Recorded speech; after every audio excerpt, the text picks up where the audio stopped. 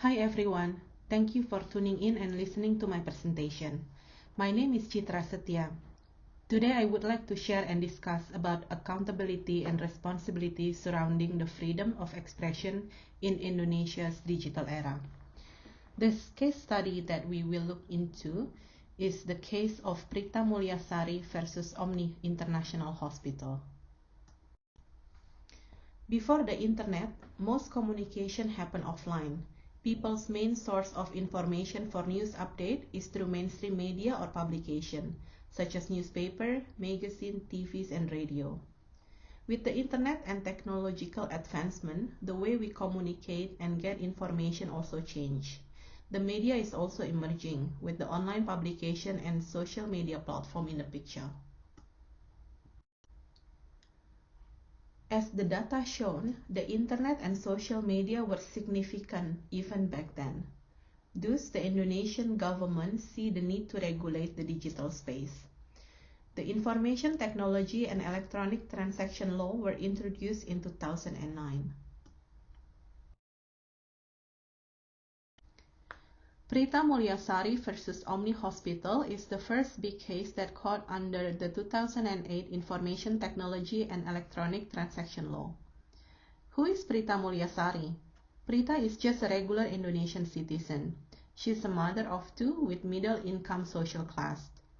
In August 2008, Prita was unwell and went to Omni Hospital for treatment, in which the doctor in Omni Hospital misdiagnosed her. Unhappy with her experience in Omni Hospital, she then sent a private email to her close relatives and friends, elaborating on her experience so that they would not have experienced the same. The email somehow viral, and Omni Hospital filed civil and criminal lawsuit against Prita.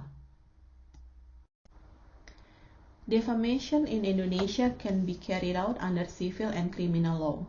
Prita and Omni Hospital case is a long 4 years battle with both civil and criminal charges. Recapping the timeline of this case, both civil and criminal cases are going through all levels of courts: District Court, High Court, and Supreme Court. After several reappear and judicial review, Prita is cleared for all charges. What makes this case special as well is that this case triggered one of the most powerful digital advocacy movement in Indonesia, namely Coin for Prita, that also known as Coin for Justice movement. 850 million rupiah were raised, or equivalent 85,000 Australian dollar. The hashtag Coin untuk Prita has been trending on Twitter and other social media platforms for an extended period of time. So why Prita versus Omni Hospital case? What's the significance of the case that make me choose this as a case study? First, this is the first defamation case since the Information Technology and Electronic Transaction Law 2008 was first introduced in Indonesia. And the winning of Prita means still give hope to a regular Indonesian citizen that justice and humanity exist, as this case was between an average Indonesian citizen against a big corporation. The third one, a test of Indonesian justice system, where the law protects the freedom of expression, but then there is a possibility of defamation where speaking up. So this is really a test when ITE law is also entangled with criminal law. And the last one, but also very important, this case used as a reference when the government do revision on the Information Technology and Electronic Transaction Law in 2006. And this case is taken in consideration in formulating that revision. There are 3 articles that I use as a base for my case study analysis. The first one is by Mulgan 2003. Mulgan defined accountability is the obligation to be called to account, a method of keeping public informed and in check. The second reference that I will use is by Enfield 2015. Enfield believes there are three key ingredients of meaningful accountability, which are access to knowledge of action, the need for outcome, and the method of evaluation. Let us go through one by one referring to this case. The first one, access to knowledge. In this case, we are referring to Prita's email, the Omni Hospital record, the Bintaro Hospital record, court trial progress reporting by the media, as well as update by blogger, volunteer, and netizen that supporting Prita through the movement hashtag #KoinPeduliPrita. The second item is the need of outcome.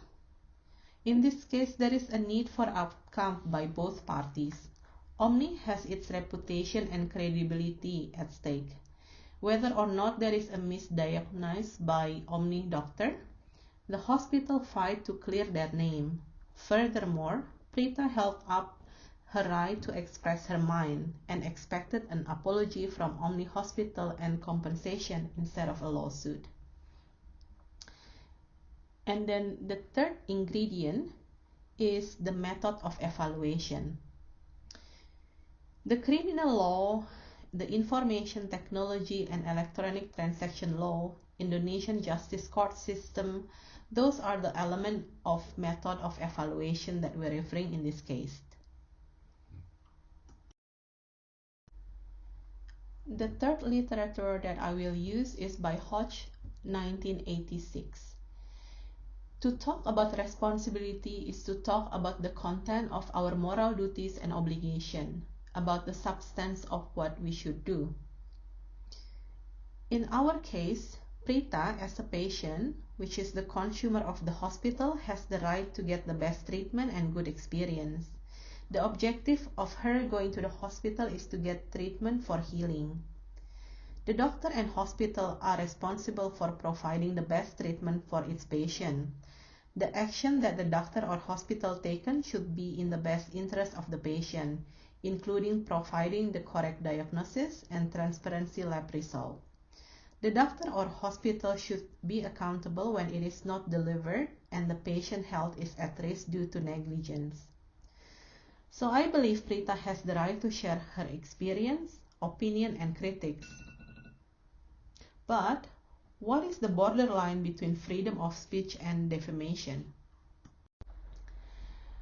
There are three key issues that I would like to highlight through my case study. The first one is that there is a gray area and possible misinterpretation of law between genuine sharing an unpleasant experience and defamation.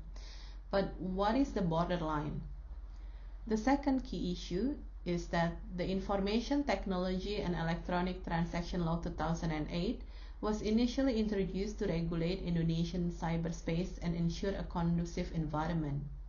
However, with this in place, somehow it's also discouraged the freedom of speech and expression. For example, what happened with Prita makes people afraid of telling the ugly truth, although it might be better for them to uncover the truth so more people become aware and avoid the misfortune.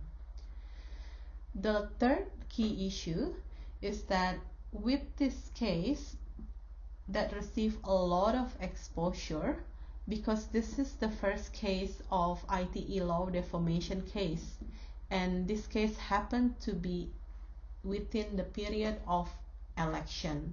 That's why it's got a lot of media coverage, a lot of important figure came and visit Prita and gave us support. A lot of artists also provide their time to host a concert, which is the selling of the ticket used toward Rita legal fee. However, with this in place, a lot of reporting is become not specifically about the progress of the case. And then toward the end of the trial, the coverage mostly reported that Prita is won and clear of all the charges. But there is no information mentioned about Omni Hospital, whether Omni Hospital and the doctor accountable. Do they get the punishment? There is no detailed information about that. And I wonder what's the reason behind that. Last but not least is the method of evaluation. In this case is the law of ITE and the criminal law. The overall justice system in Indonesia are ongoing work in progress. In the media or digital landscape, as the technology and media ecosystem evolve, adjustment is always needed. And at the time of this presentation, actually there is another talk about revising the ITE law 2016. Hopefully it will get finalized either this year or sometimes next year. This is the end of my presentation. Thank you for your time. I hope you enjoy the presentation, and it will be my pleasure to hear your thought and feedback. Thank you and have a good one. Bye.